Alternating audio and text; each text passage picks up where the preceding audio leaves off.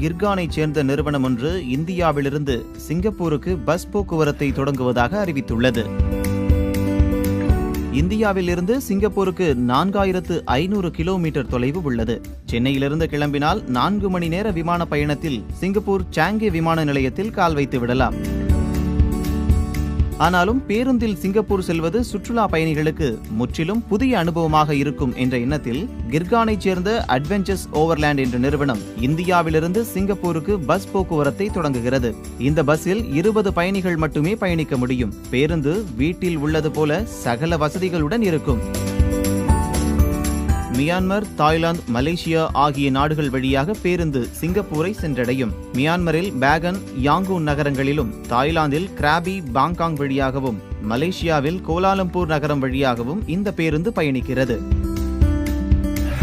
முதலில் வருபவர்களுக்கு மட்டுமே டிக்கெட் வழங்குவதில் முன்னுரிமை அளிக்கப்படும்.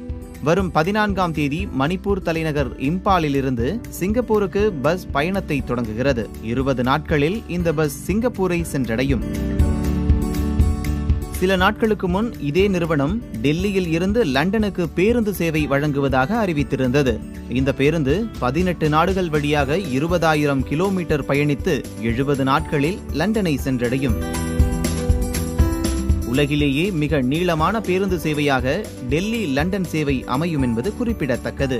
என்னதான் விமானத்தில் பயணித்தாலும் ஒவ்வொரு நாடுகளையும் அவற்றின் அழகையும் ரசித்துக் கொண்டு பேருந்தில் பயணிப்பது என்பது தனி அனுபவமாக இருக்கும். இதனால் இந்த பேருந்து சேவைக்கு நல்ல வரவேற்பு கிடைக்கும் என்று எதிர்பார்க்கப்படுகிறது.